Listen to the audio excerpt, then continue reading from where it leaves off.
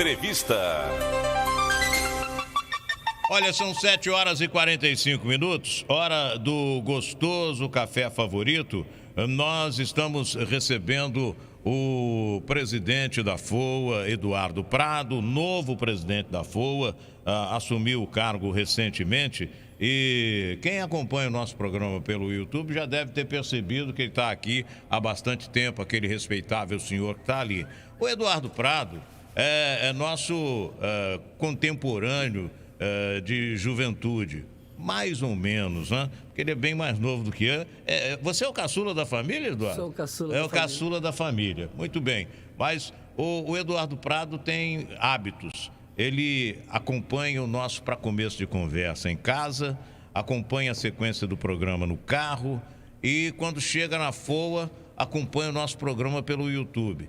Então, hoje, ele está aparecendo naquela TV que ele está acostumado a verificar ali, ó, se o programa vai bem e tal. Aliás, a gente tem muito orgulho de receber o Eduardo Prado por dois motivos. Não só pela carreira vitoriosa que ele tem na FOA, mas principalmente porque ele é um dos fãs do nosso programa. Isso nos deixa extremamente orgulhosos ao recebê-lo aqui. Nós estivemos com ele essa semana para convidá-lo para essa entrevista na sexta-feira. Nós conhecemos muito o Eduardo Prado, mas a comunidade precisa conhecer esse cidadão vitorioso na sua carreira na FOA. Agora eu posso dizer, bom dia, doutor Eduardo Prado. Bom dia, Dário de Paula. Bom dia, ouvintes do programa Dário de Paula, líder de audiência, programa com audiência comprovada. Bom dia, equipe técnica maravilhosa que você tem aqui. Tive o prazer de conhecer pela primeira vez, pessoalmente, Sérgio Luiz. Entendeu? Foi um prazer, doutor? Foi um prazer. Foi um prazer. Prazer todo meu, doutor. Pode crer. Feliz por isso. Vai até a segunda página, porque quando ele descobrir que eu sou flamenguista, Aí o gato gago entrou. Mas é um prazer muito grande estar aqui nesse programa. A carreira vitoriosa do doutor Eduardo Prado, hoje presidente da FOA, começou quando, doutor? Na verdade, em 1994, quando eu comecei a fazer pós-graduação no Unifor, de docência do ensino superior. Você, a sua formação Direito. Direito, advogado. Advogado militante. Militante. Eu militei, na verdade, de 1985 até hoje eu advogo também, alguma coisa. Alguma coisa. Pouca coisa, muito pouco mesmo. E tem uma equipe que ajuda também, né? Como você tem aqui. Exatamente. Ninguém faz nada sozinho, não, né, doutor? Tem que ter equipe. Tem equipe. Sem equipe você não faz nada. Tem que ter gente de confiança. Muita confiança, porque você tem que saber onde a pessoa vai estar no momento que você precisa dela. Né? E hoje, com o mundo do jeito que está, é 24 horas, né? Bom, é 24 horas, sem dúvida alguma. Mas o doutor Eduardo começou, então, na década de 90, na FOA? 94 e 95 eu comecei a dar aula de Direito Tributário para o curso de Ciências Contábeis. 4 aulas à sexta-feira. Era professor? Professor. Carga 4 aulas... 4 horas por semana. 4 horas por semana. E ali comecei a carreira lá na Fundação Oswaldo Aranha. Quando chegou em 2003, eu fui convidado para ser coordenador do curso de Direito da FOA. Aí fiquei como coordenador até 2006. Em 2006 eu saí da sala de aula e fui assumir o cargo de diretor de centro de área, onde a gente cuida da área inteira e, no caso, a área humana. Todos os cursos da área humana. Então, era direito... Direito, administração, serviço social, naquela época, recursos humanos e... Ciências contábeis tinha? Ciências contábeis tinha, continuou. Mas é um dos primeiros cursos da FOA, né? E era a área, né? E depois, aí, naquele período, eu consegui... fazer 3 projetos, e foram todos eles consagrados, que é o de design, jornalismo e publicidade e propaganda. Bom, quando estava era coordenador da área de ciências humanas, trabalhou então para a criação desses 3 cursos. Projetei todos eles. Esses 3 cursos estão funcionando. Apresentei para o conselho, né? E ao reitor na época, foi levado ao conselho, isso é tudo feito de maneira... Tem uma pessoa que pensa e escreve, né? Nesse caso fui eu. Depois a gente submete aos conselhos universitários, né? E eles ampliam, né? Complementam, transformam a sua ideia, transforma o seu projeto e depois de aprovado nos conselhos universitários, aí publica e manda para o MEC, né? Aprovado no MEC, e a gente assim, então, divulga em vestibulares. Isso foi no ano de 2006? 2006. Em 6 meses nós fizemos 3 projetos. Quer dizer que o advogado, doutor Eduardo Prado, de repente, de professor da Faculdade de Direito, se transformou em coordenador da área de humanas e logo criou 3 cursos e acabou se transformando, então, de advogado num cara mais dedicado ao ensino. A gestão, a legislação educacional e a gestão do ensino, né? E dali o Dauro me convidou para ser o assessor jurídico. Aí mais uns 6 meses depois ele também me convidou para ser o superintendente executivo, que o cargo que eu fiquei ocupando até 2016, quando então o Dauro e o Jairo me convidaram para ser o vice-presidente da FOA, submeteu meu nome ao conselho curador e foi aprovado, então eu assumi a vice-presidência da FOA em 2016. Bom, mas a grande verdade é que quando você assumiu, Eduardo, me permita, pela amizade, tratá-lo de você. Por favor. Né? Porque o presidente... A nossa história é antiga, né? Muito antiga, né? Ele é caçula de uma família, eu fui namorado de uma das irmãs dele. A gente não deve falar muito publicamente, não, mas então... Mas o carinho sempre fica, né, Dan? Os laços de família sempre permanecem, isso é muito importante. A gente criar laços de família. Exatamente. Né? Depois a vida cada um leva para um canto, né? Eu escutava ZYD 35, Rádio Siderúrgica Nacional. Pois é. Olha isso. Exatamente, a velha Rádio Siderúrgica. O tempo passa, o tempo voa. Tem tempo, né, doutor? E um tempo maravilhoso, um tempo que a gente andava pelas ruas tranquilo na cidade, em todas as cidades, né? Aí depois vem a evolução e aí a gente começa a ter complicações e limitações, né? E vem os modernismos Isso, e tal. Bom, mas o doutor Eduardo Prado, então, a partir de 2016, passou a ser o vice-presidente da FOA, aprovado pelo Conselho, etc. E, efetivamente, Eduardo, você passou a ser o braço direito do Dauro Aragão. Ele sempre falava isso nas suas entrevistas, né? Várias vezes ele mencionava isso. Isso vinha do coração dele. Isso aí. Passou a ser o braço direito do Dauro Aragão. E como braço direito do Dauro, agora é o sucessor, que foi indicado por ele. Na verdade, esse é um projeto do Dauro, né? Em 2012, eu cheguei de uma viagem que eu estava fazendo um curso fora do Brasil, né? E quando eu cheguei, ele me convidou para ser o futuro presidente da FOA. Aí eu falei com ele, Dauro, você está indicando algo que é muito difícil de acontecer. Não é assim que funciona, né? Tem muita coisa pela frente ainda. Mas eu vou apoiar você. Eu prometo a você que eu não vou te decepcionar. Eu falei isso com ele. Né? Aí ele fez uma carta e me mostrou essa carta. Porque antes dele desenvolver qualquer coisa nesse sentido, ele tinha que ter meu aceite. Porque se eu tivesse outro projeto, né? E por causa dessa carta, eu deixei de aceitar vários convites que eu tive na vida para trabalhar em outros locais. Eu fiquei ali porque nós criamos uma relação muito, muito próxima, sabe? Eu e o Dauro. A gente ficamos 19 anos juntos. A gente trabalhava dia a dia. Final de semana a gente saía para almoçar. Às vezes de madrugada ele acordava, ligava para mim. Você passou a ser uma espécie de 6º filho do Dauro Aragão? No caso, o 8º, né? Ele tem 7, 7 filhos, Ele tem 7. 7 filhos. Mas a gente teve uma relação assim tão próxima que no início foi de pai para filho. Depois viramos irmãos. Ele virou meu mestre, meu professor, né? Meu conselheiro. E depois, com o tempo, a coisa vai virando, igual pai para filho, né? Chega um momento que o filho passa a ser um pouco pai, entendeu? Eu tinha que ficar falando com ele, olha, não é bem por aí. Você tinha que ponderar com ele? Ponderar com ele, muitas vezes a gente ponderava e a gente tinha uma relação, eu não precisava falar, a gente olhava, já entendia. É uma coisa interessante, gente, para quem não conhece a relação do doutor Eduardo Prado com o Dauro Aragão, falecido ex-presidente da FOA, havia uma associação harmônica. O Dauro era refratário aos modernismos.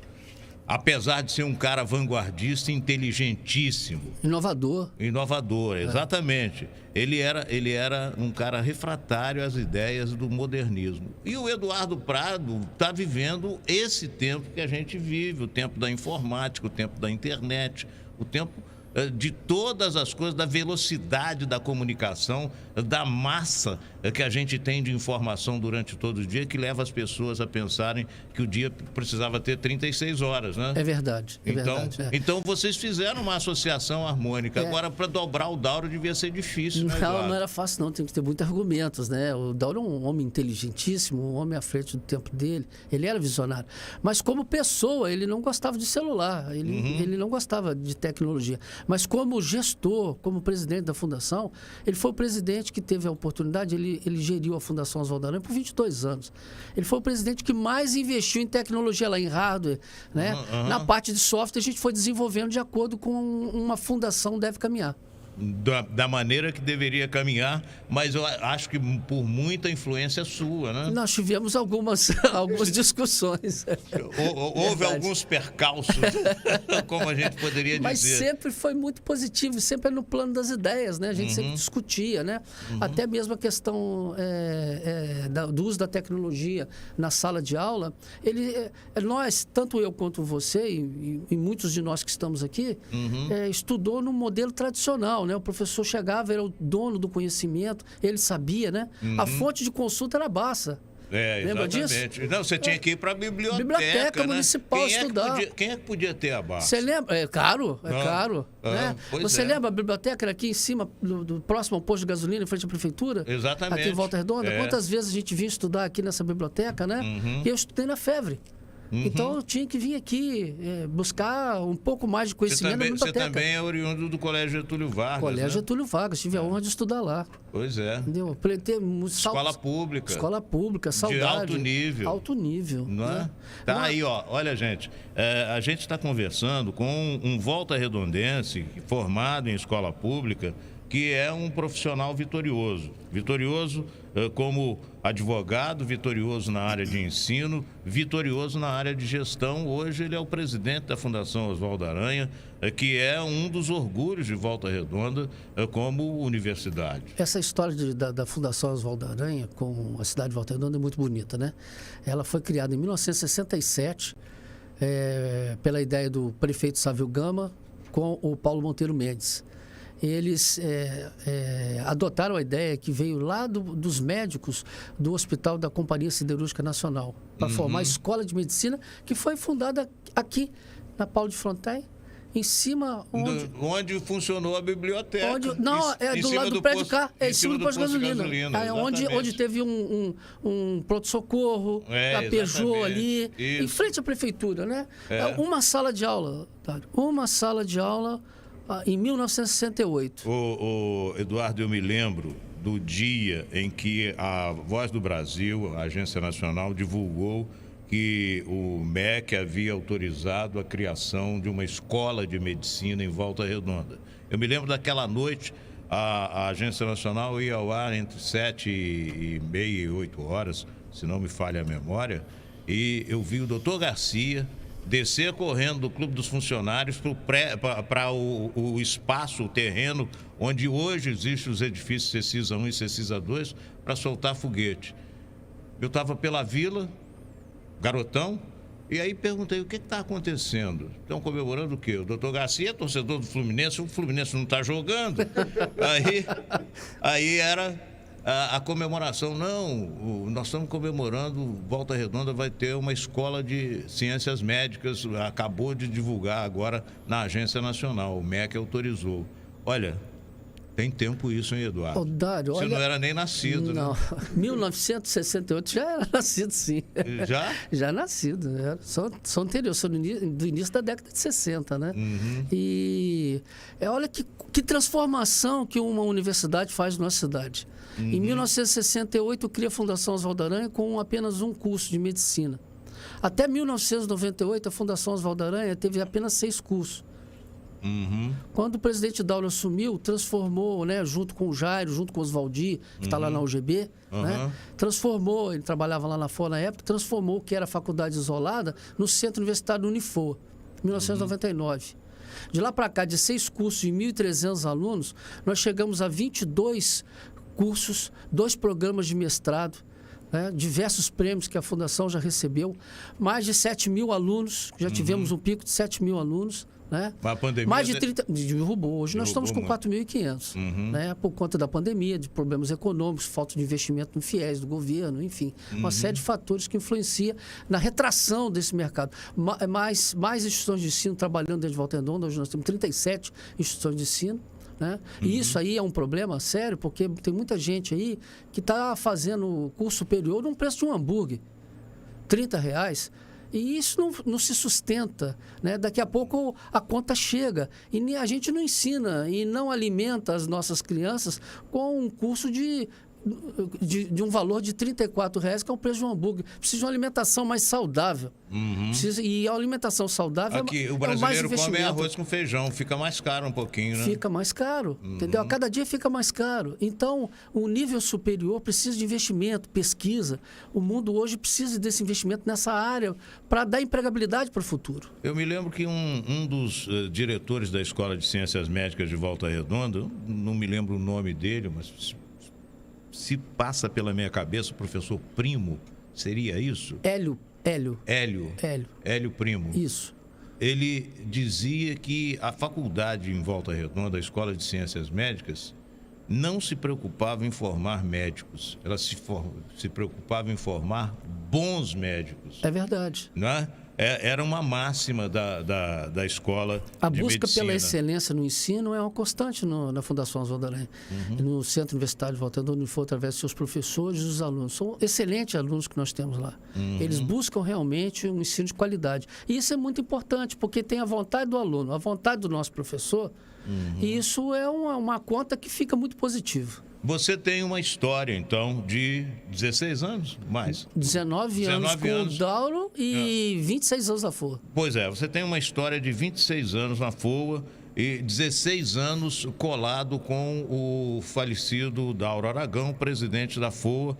Você era o braço direito do Dauro Aragão. Agora, você é o presidente, indicado por ele e acolhido pelo conselho. Pelo conselho curador, é. Exatamente. Você pensa em alterar alguma coisa a partir de agora? Como é que você enxerga as coisas? Porque você é outra pessoa, tem outro nível de conhecimento em relação ao Dauro, que apesar de ser vanguardista, ele não era adepto da tecnologia. Você é extremamente adepto. O que é que vai acontecer agora com esse presidente? O que é que vai acontecer com a FOA? Na verdade, o que acontece é o seguinte: o Dauro ele não era adepto da tecnologia como pessoa, mas como instituidor, como presidente, ele sempre foi, ele acolheu.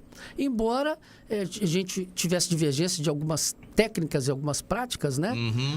A gente vai continuar executando os projetos que já existem, né?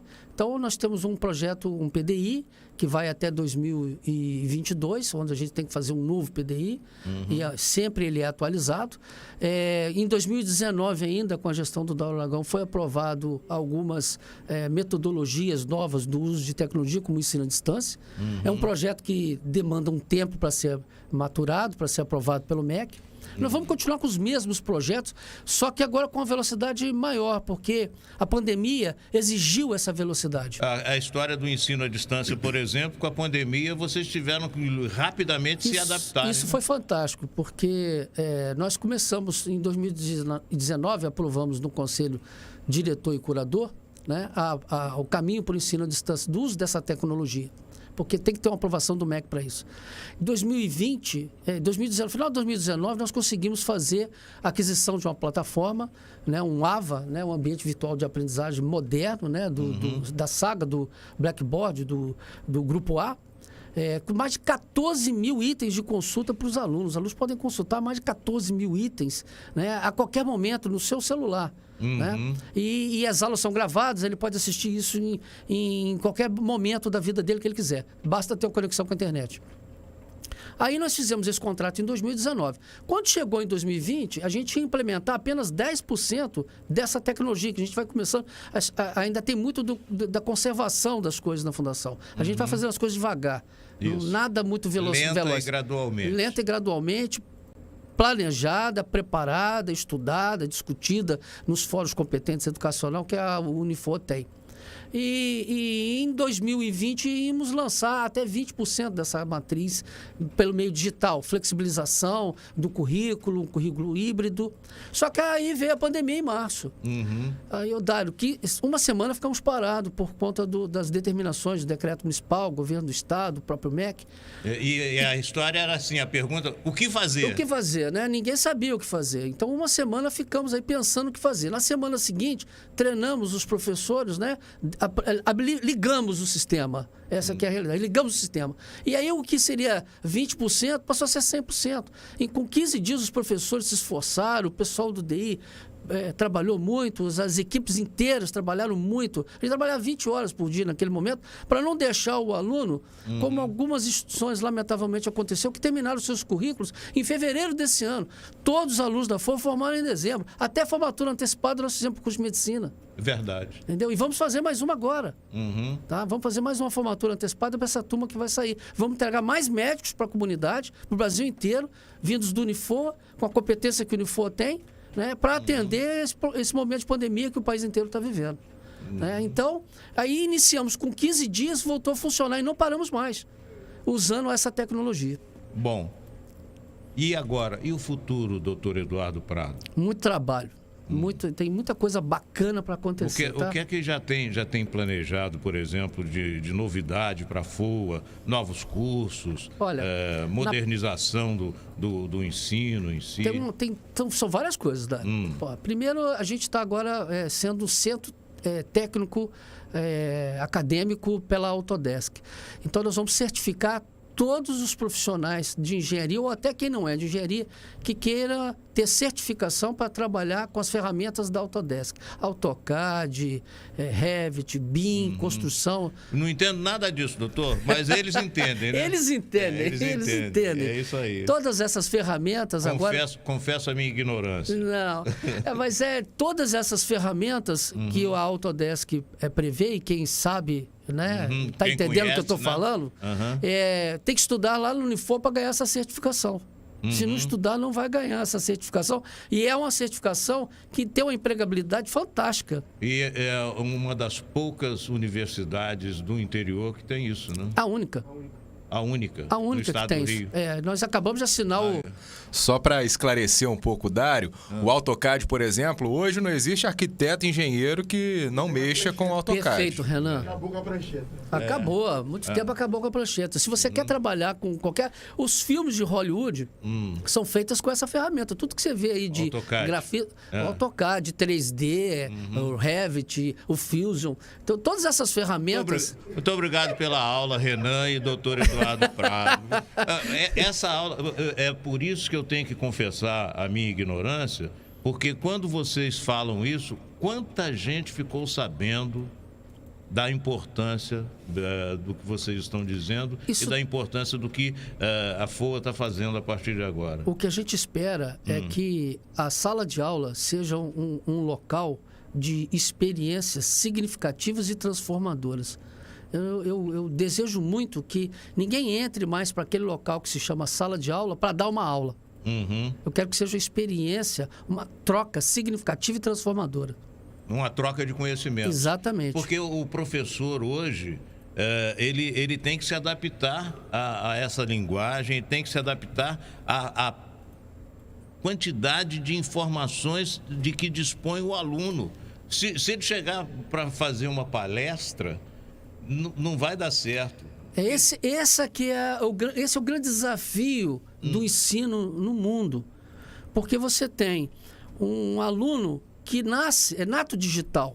Nasceu de 2000 para cá. Ele já está indo na universidade com o seu celular moderno na mão.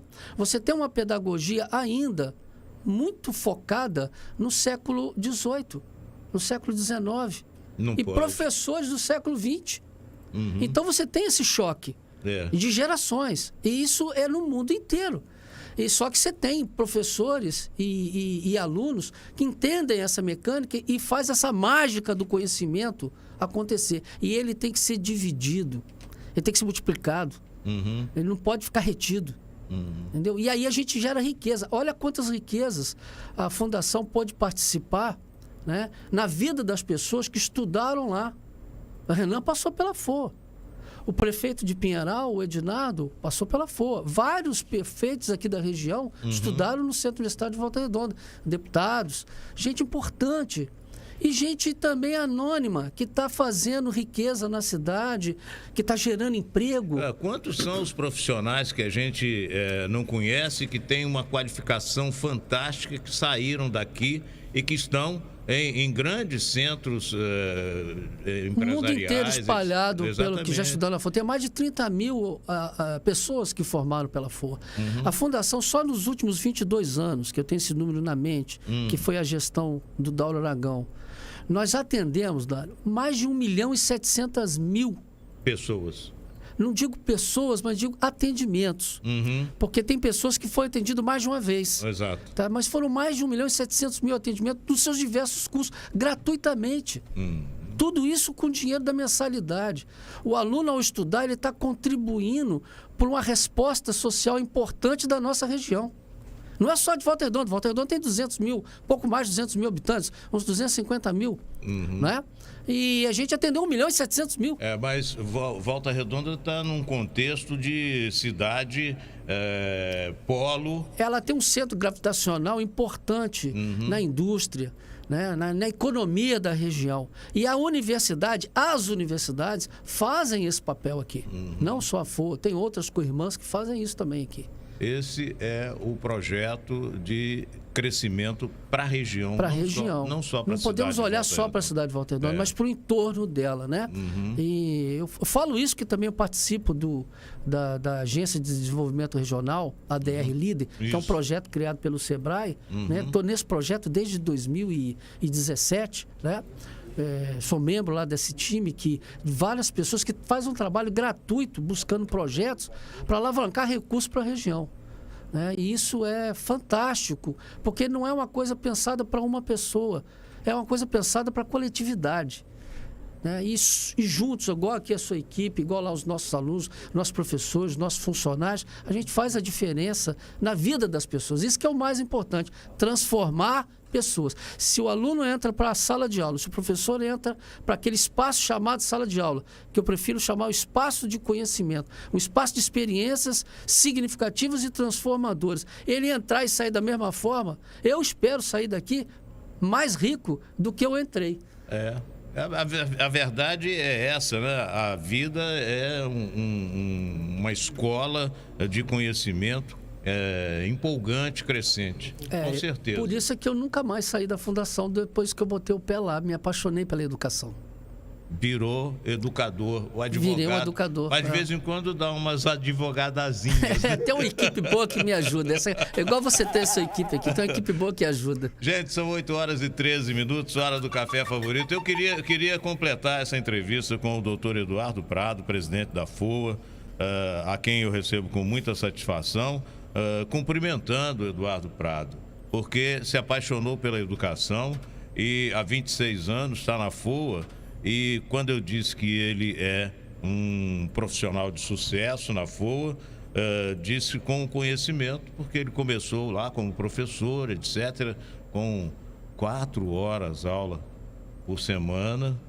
Quer dizer, a remuneração era... Baixa, pequena, 4 horas só, né? Pois é. Não. Mas é assim que se começa, né? Mas se apaixonou pelo negócio, né? Foi desse jeito. É isso, é igual o rádio. Rádio não dá dinheiro, mas dá paixão. E quando a gente faz com amor, com paixão, a gente tem uma tendência de fazer muito melhor do que quem faz por obrigação. Né? E é muito verdade. melhor. É muito melhor, é prazeroso. Você trabalhar naquilo que você ama, que você gosta, o dinheiro vai aparecendo, você vai pagando suas contas, mas o prazer, a satisfação que isso dá na vida, melhora a sua imunidade.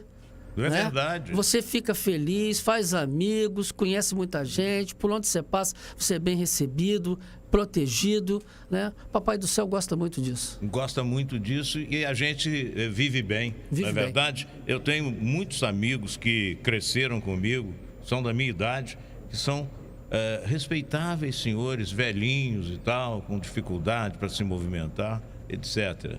Mas eles sempre trabalharam para sobreviver.